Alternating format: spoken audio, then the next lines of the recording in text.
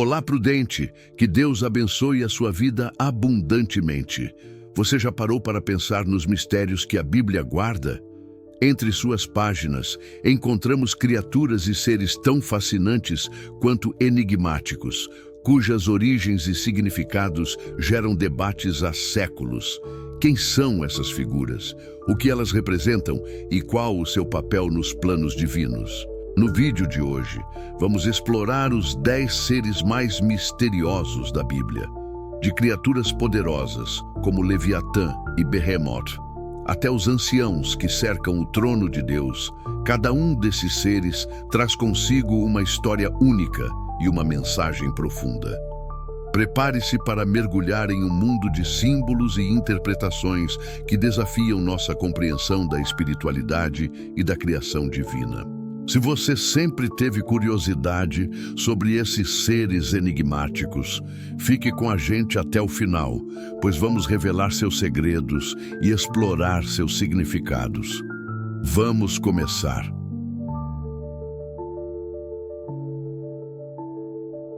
Os 24 anciãos. Os 24 anciãos são figuras enigmáticas e significativas na Bíblia, especialmente no livro de Apocalipse. Eles aparecem em várias passagens, e embora sua identidade exata permaneça um mistério, sua função e importância são claras no contexto celestial. Vamos explorar mais a fundo esses seres e sua presença ao redor do trono de Deus, conforme a Bíblia os descreve. O Apocalipse, também conhecido como o livro da Revelação, é um livro altamente simbólico que descreve visões e acontecimentos futuros. No capítulo 4 de Apocalipse, vemos pela primeira vez a menção dos 24 anciãos. O versículo 4 de Apocalipse diz: Ao redor do trono havia 24 tronos, e sobre os tronos vi 24 anciãos sentados, vestidos de branco, com coroas de ouro sobre a cabeça. Esses anciãos estão descritos como estando ao redor do trono de Deus, em uma postura de reverência e adoração. Para conhecer mais sobre o livro de Apocalipse, acesse nossa playlist O Estudo do Apocalipse. A descrição de sua vestimenta e coroas é significativa. Eles estão vestidos de branco, simbolizando pureza, santidade e justiça. O branco é frequentemente associado à presença de Deus e à purificação dos pecados. As coroas de ouro, por sua vez, representam a autoridade e o reino de Deus, dado a estes anciãos como símbolo de sua posição celestial. Em Apocalipse 5.8, os anciãos têm um papel ainda mais claro, sendo descritos como aqueles que caíram diante do Cordeiro, tendo cada um uma harpa e taças de ouro cheias de incenso, que são as orações dos santos. Aqui, vemos os 24 anciãos adorando o Cordeiro, que representa Jesus Cristo. Eles não apenas se curvam diante dele, mas também oferecem as orações dos santos, o que reforça a ideia de que eles atuam como intercessores entre a humanidade e Deus. As taças de ouro simbolizam o ato de oração, um ato sagrado e de comunicação direta com o Senhor. Além disso, em Apocalipse 4:10, vemos que os 24 anciãos prostram-se diante daquele que está sentado no trono e adoram aquele que vive para todo sempre. Eles se prostram e oferecem sua adoração contínua a Deus, reconhecendo sua soberania e eternidade. Este gesto de adoração é fundamental para entender o papel dos anciãos, pois eles representam todos os redimidos da terra, aqueles que estão na presença de Deus para adorar e glorificar sua majestade. A pergunta mais comum sobre os 24 anciãos é: quem exatamente são eles? A Bíblia não nos dá uma resposta direta sobre suas identidades, mas muitos estudiosos acreditam que eles representam os líderes de todas as tribos de Israel e as 12 tribos, juntamente com os apóstolos do Novo Testamento, somando 24. Essa teoria é baseada no número simbólico de 12, que representa a plenitude e a totalidade do povo de Deus, 12 tribos de Israel e 12 apóstolos. Assim, os 24 anciãos seriam uma representação de todo o povo de Deus, tanto do Antigo quanto do Novo Testamento, que adoram a Deus de forma contínua no céu.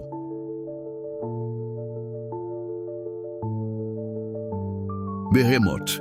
O Behemoth é uma das criaturas mais misteriosas e impressionantes descritas na Bíblia. Sua presença é registrada no livro de Jó, no capítulo 40, onde Deus faz uma série de perguntas a Jó sobre o poder e a sabedoria divina, usando várias criaturas como exemplos.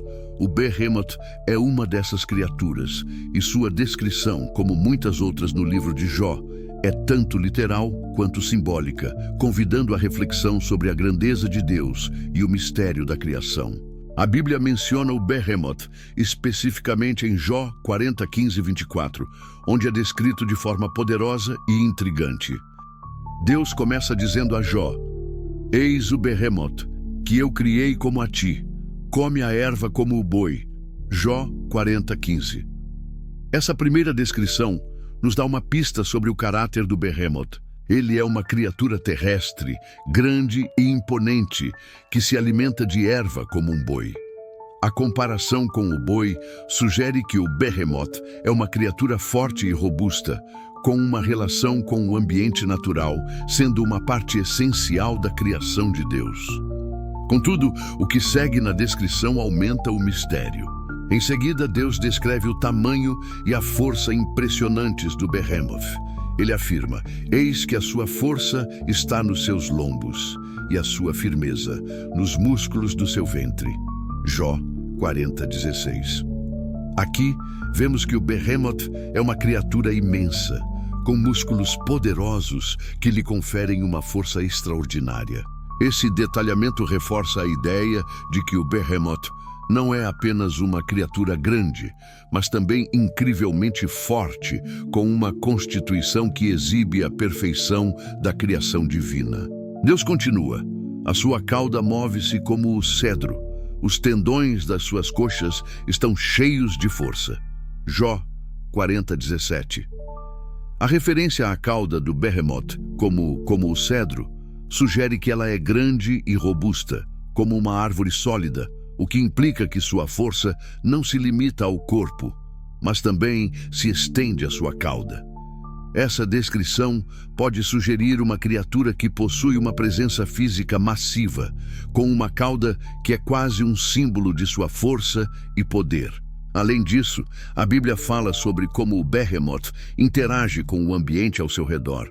Em Jó 40, 18, Deus diz: "Os seus ossos são como tubos de bronze, os seus membros como barras de ferro." Isso reforça a ideia de que o Behemoth é uma criatura de proporções imensas, possuindo ossos e membros extremamente fortes, quase como se fossem feitos de metal. Isso ajuda a criar a imagem de uma criatura quase indestrutível, cujas qualidades físicas são uma representação da grandiosidade de Deus. Ao longo da descrição, o Behemoth é comparado a uma força natural. Ele é um ser que vive nas margens de rios e lagos, em locais onde a água é abundante, como se fosse uma criatura que ocupa um lugar de destaque na criação divina. Deus descreve que o Behemoth anda tranquilo perto de um riacho. Jó 40, 23. O que mostra que, apesar de sua grande força e tamanho, ele não é facilmente perturbado ou ameaçado. Ele é uma criatura que, em sua majestade, domina o ambiente ao seu redor, sem temer as águas ou outras forças naturais. Em última análise, o Behemoth não é apenas uma criatura misteriosa da Bíblia. Ele é um símbolo da majestade e do poder incontroláveis de Deus. Sua descrição nos leva a refletir sobre nossa própria compreensão limitada do mundo e da criação, convidando-nos a reconhecer que a natureza e a vida estão sob o controle absoluto de Deus, cuja sabedoria está além de nossa capacidade de entender.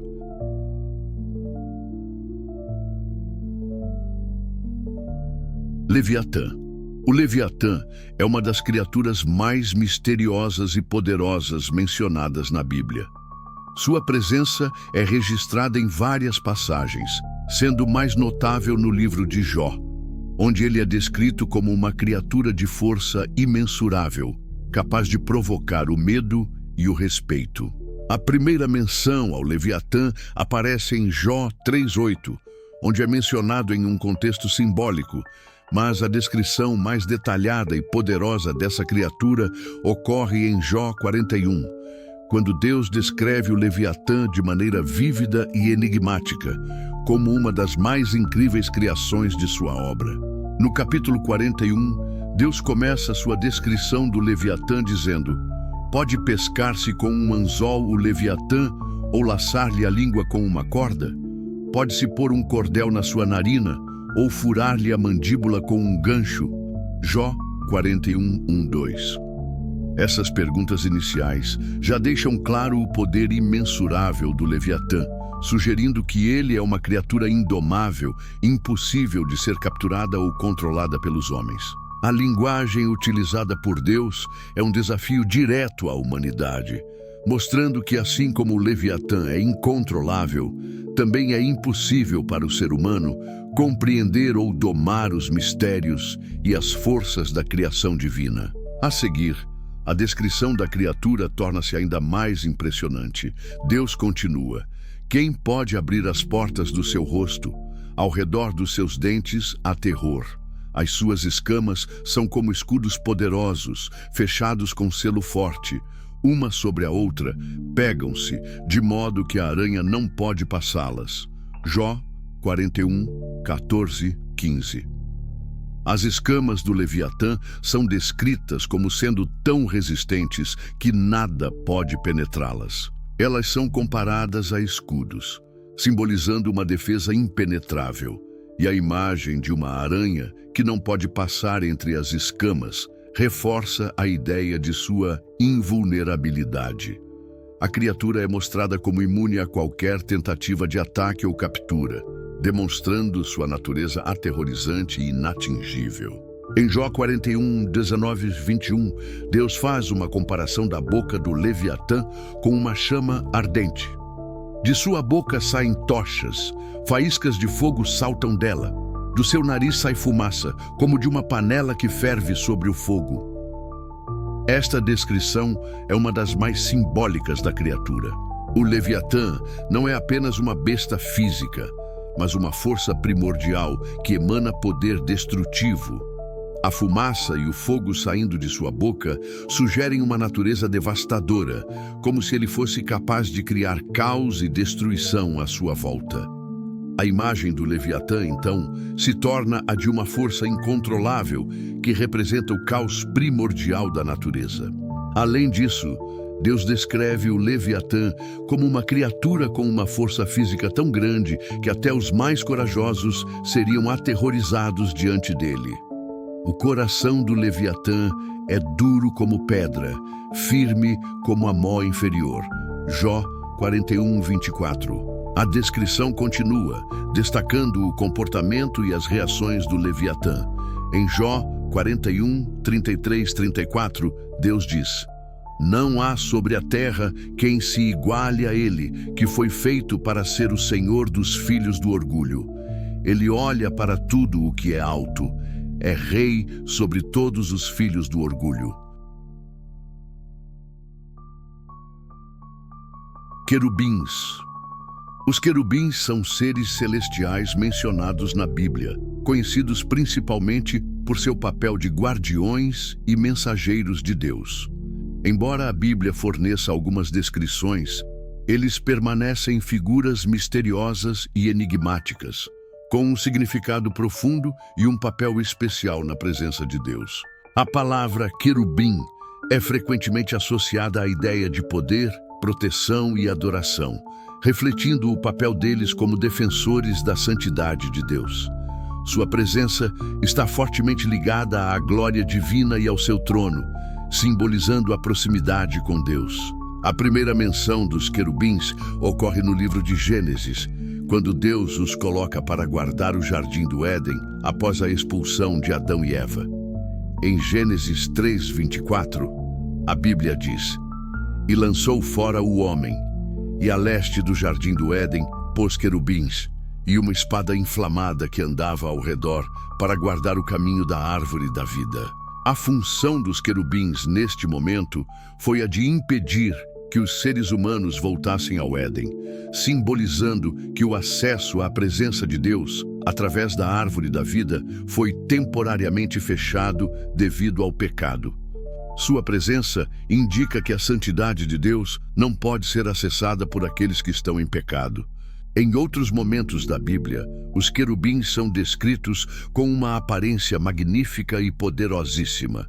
No livro de Êxodo, quando Deus ordena a Moisés a construção do tabernáculo, ele manda que querubins de ouro sejam colocados sobre a Arca da Aliança. Em Êxodo 25, 18, 20, Deus instrui: fazerás também 2 querubins de ouro batido os farás nas 2 extremidades da tampa. No livro de Ezequiel, os querubins são descritos de maneira ainda mais detalhada, com características que desafiam a imaginação humana. Em Ezequiel 1, 5-14, o profeta tem uma visão de seres celestiais que ele descreve como querubins, com 4 faces e 4 asas. Ele os vê como tendo uma aparência como de um homem, mas com rostos de leão, de boi, de águia e de homem. Eles se movem com grande velocidade e são acompanhados por rodas brilhantes que se movem em perfeita harmonia com os querubins, simbolizando a presença e o poder de Deus em movimento. Eles são retratados como criaturas que transportam a glória de Deus, com suas faces e asas sempre voltadas para o trono de Deus. E sua função é de servir e adorar o Senhor, além de exercer um papel importante no julgamento de Deus sobre o povo de Israel. Quando a glória de Deus se retira do templo, os querubins a acompanham, simbolizando que a presença de Deus se afastava de Israel devido à sua desobediência. No livro de Apocalipse, onde eles também são mencionados como seres que louvam e adoram a Deus diante do seu trono. Em Apocalipse 4, 6, 8, os querubins estão ao redor do trono de Deus, louvando-o sem cessar, dizendo: Santo, Santo, Santo é o Senhor Deus, o Todo-Poderoso, que era, que é e que há de vir. Neste contexto, os querubins simbolizam a perfeição da adoração celestial, constantemente em louvor e reverência ao Criador.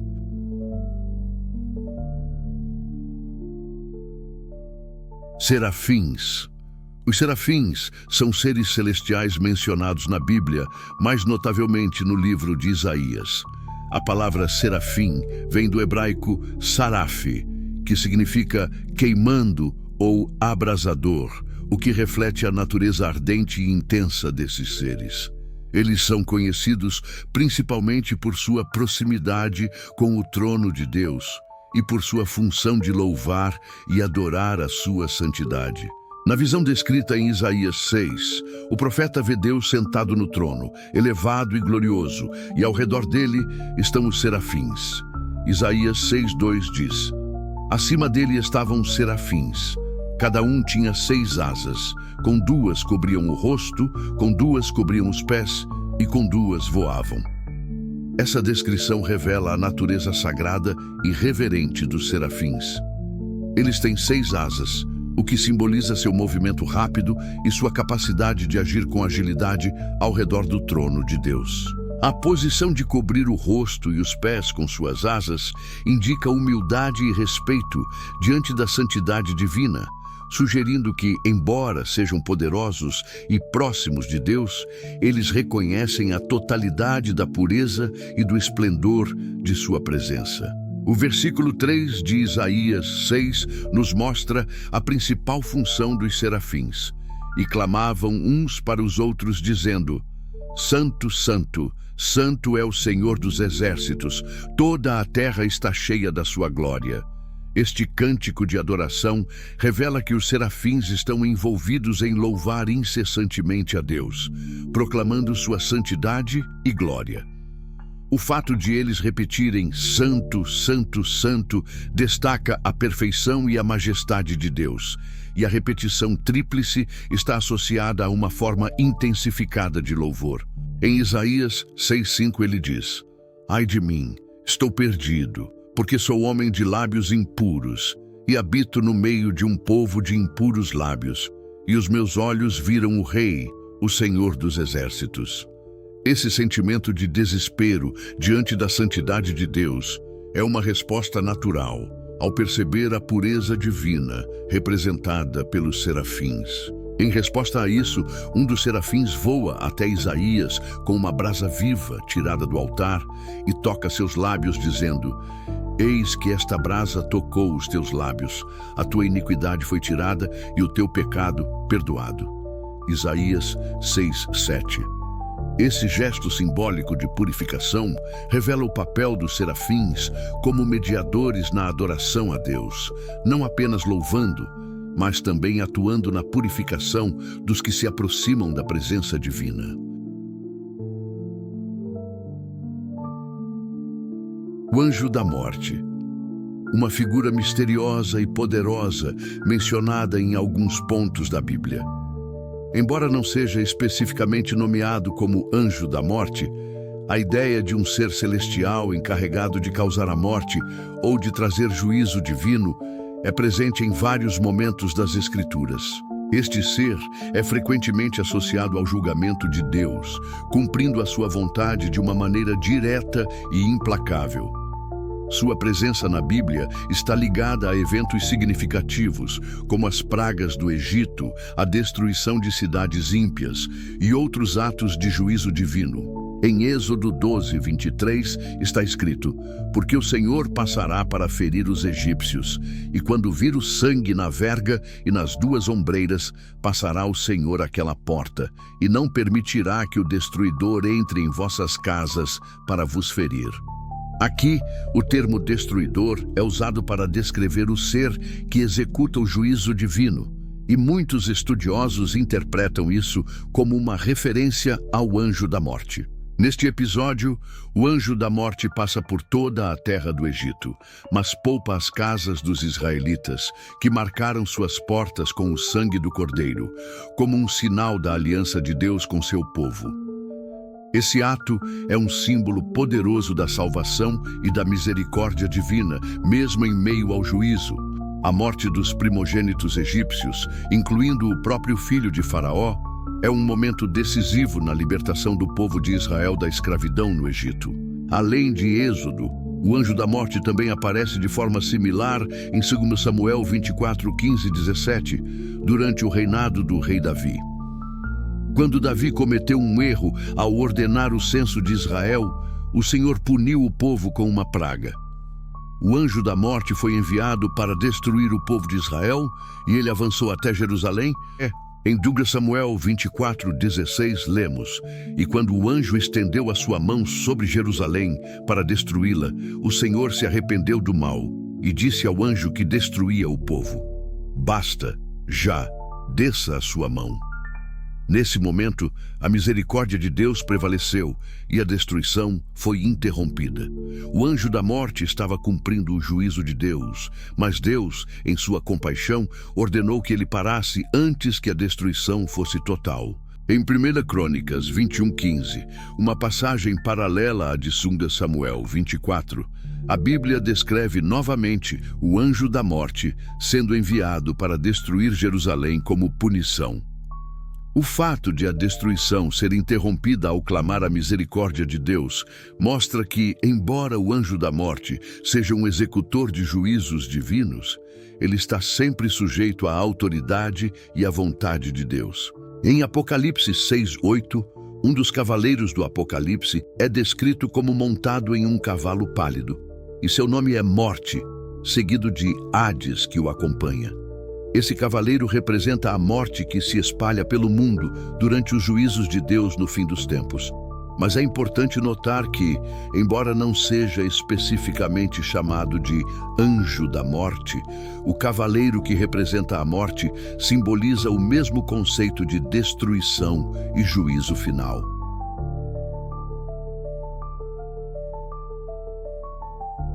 Nefilim. Os Nefilim são uma das figuras mais misteriosas da Bíblia, mencionados brevemente em Gênesis 6:4, mas com um impacto duradouro na história e nas interpretações bíblicas. A palavra Nefilim vem do hebraico Nefal, que significa caídos ou aqueles que caem, o que levanta questões sobre sua origem e natureza. Gênesis 6:4.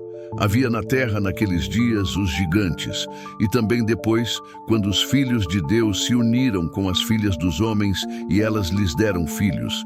Estes foram os heróis que houve na antiguidade, os varões de fama. A passagem sugere que os Nefilim eram os descendentes de uma união entre os filhos de Deus e as filhas dos homens. A identidade dos filhos de Deus tem sido objeto de interpretação, com alguns estudiosos sugerindo que eles eram anjos caídos, enquanto outros acreditam que se tratava de descendentes de Sete, o filho de Adão, que se uniram com descendentes de Caim, um homem impiedoso.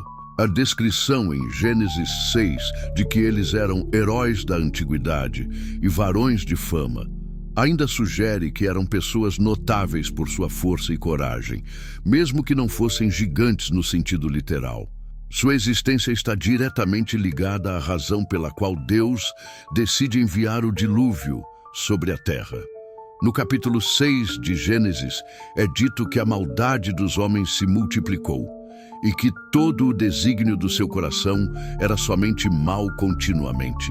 Gênesis 6:5. O surgimento dos Nefilim, possivelmente associados a uma crescente corrupção e violência, é um dos fatores que levam à decisão divina de purificar a terra por meio do dilúvio, poupando apenas Noé e sua família, que eram justos aos olhos de Deus.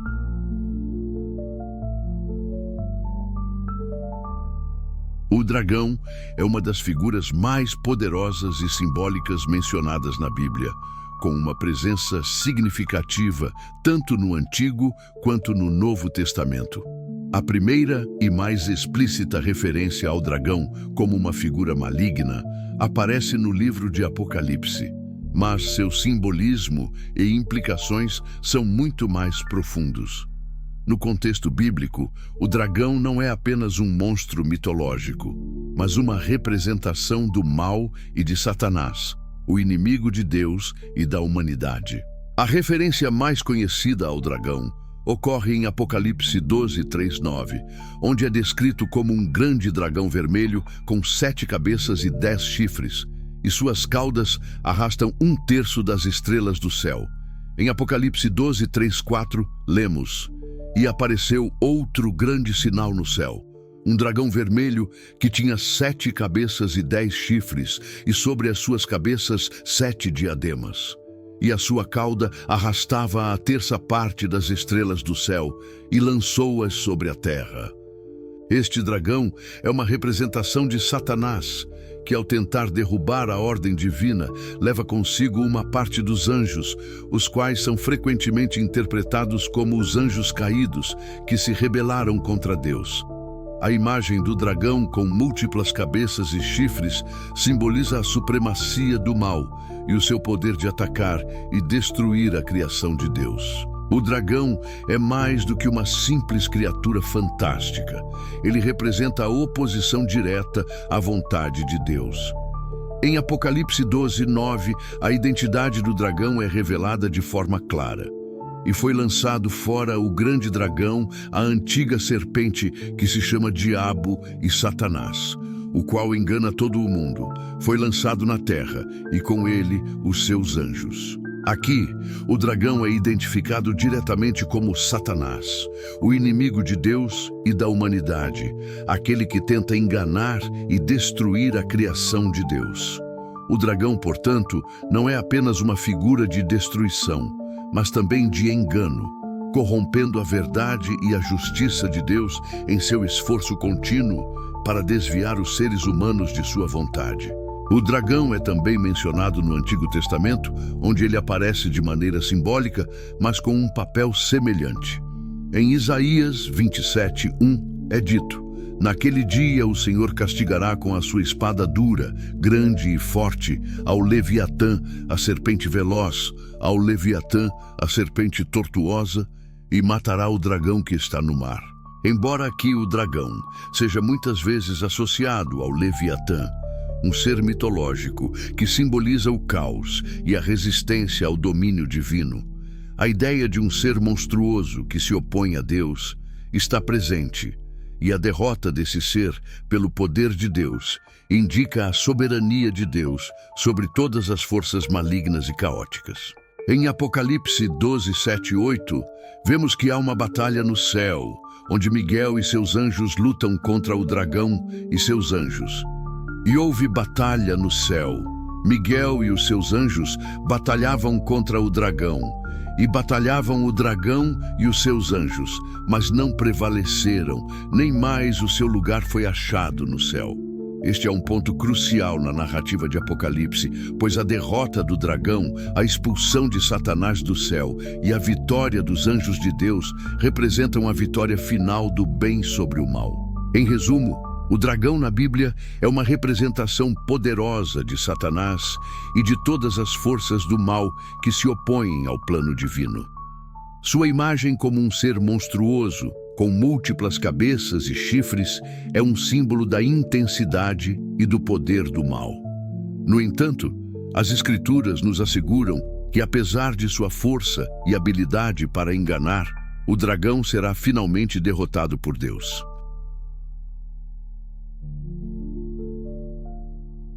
Lúcifer é uma figura central na teologia cristã, com uma história complexa e cheia de simbolismo.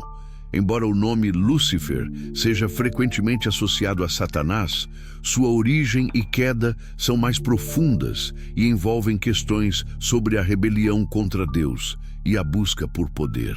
O nome Lúcifer em si significa portador da luz, ou estrela da manhã em latim, e originalmente se refere a um ser celestial que estava no topo da criação, mas sua queda traz consigo uma das histórias mais trágicas da Bíblia. O nome Lúcifer é mencionado em Isaías 14:12, onde o profeta Isaías descreve o rei da Babilônia, mas sua linguagem é tão simbólica e cheia de conotações espirituais que muitos teólogos a interpretam como uma descrição da queda de Lúcifer.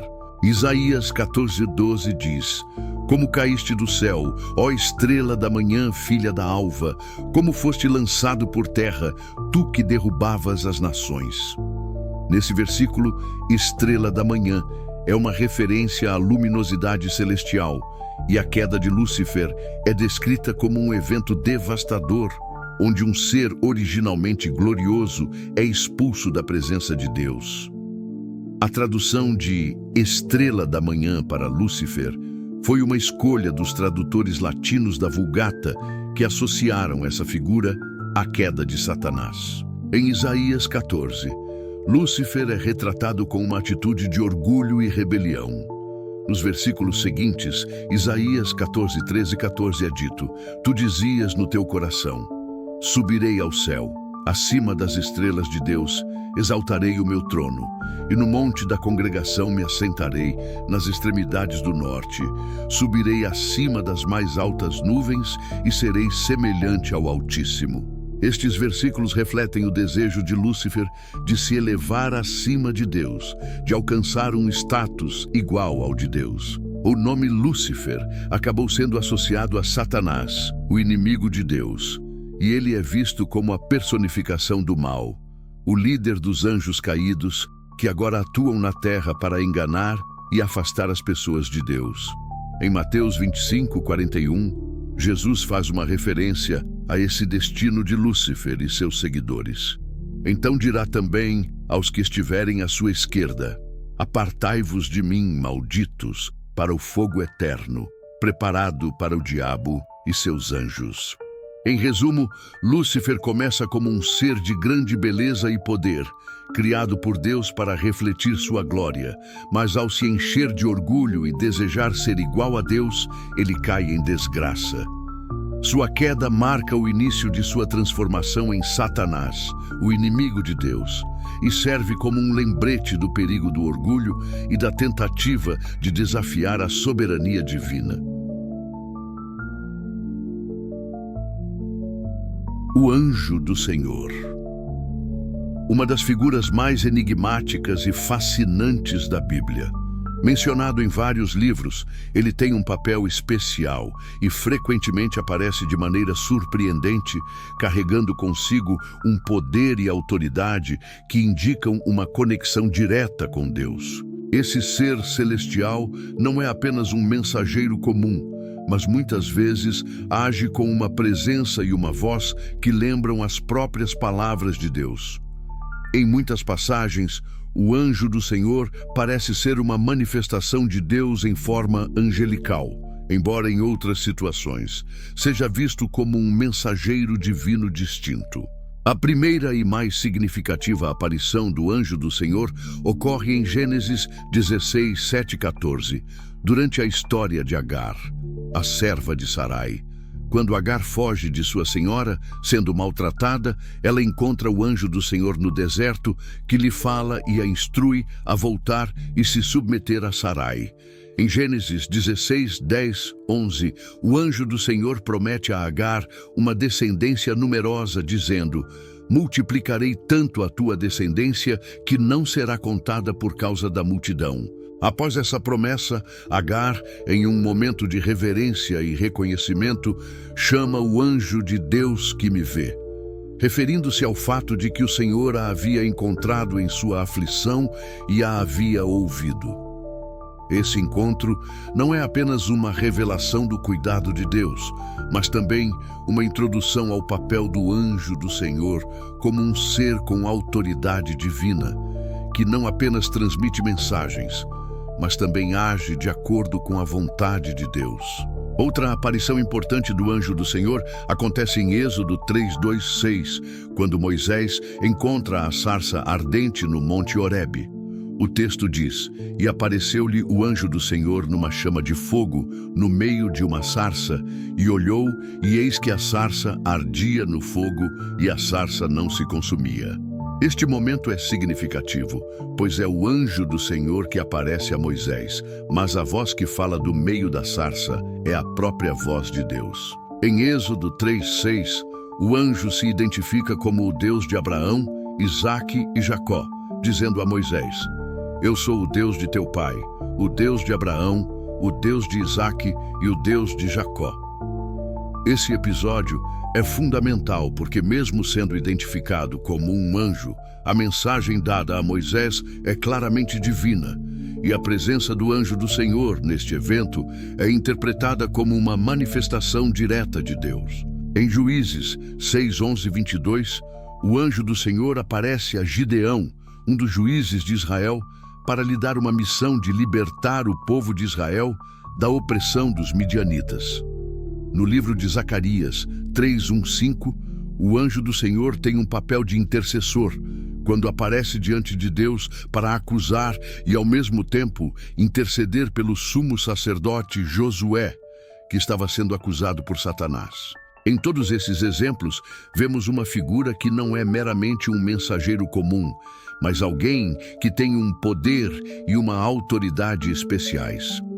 Muitas tradições cristãs interpretam o anjo do Senhor como uma manifestação pré-encarnada de Jesus Cristo, antes de sua vinda à Terra.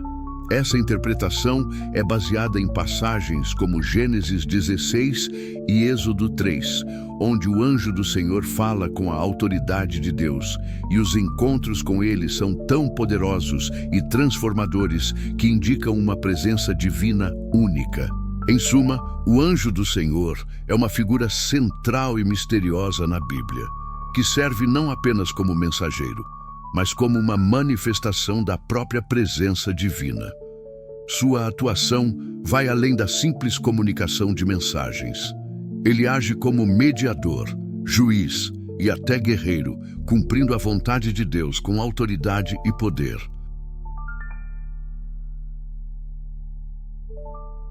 E assim chegamos ao final do nosso estudo sobre essas figuras fascinantes e misteriosas da Bíblia. O anjo do Senhor, Lúcifer, Nefilim e tantas outras criaturas e seres celestiais nos lembram da profundidade espiritual que a palavra de Deus possui, sempre desafiando nossa compreensão e nos convidando a refletir sobre nosso papel diante da soberania divina. Se você gostou desse conteúdo e quer continuar explorando os mistérios e ensinamentos da Bíblia, não se esqueça de curtir o vídeo, se inscrever no canal e ativar o sininho para receber mais estudos como este. Deixe também seu comentário abaixo com suas dúvidas ou opiniões. Adoramos saber o que você pensa. Compartilhe com amigos e familiares que também se interessam por esses temas profundos e juntos vamos crescer no entendimento da palavra de Deus. Até a próxima!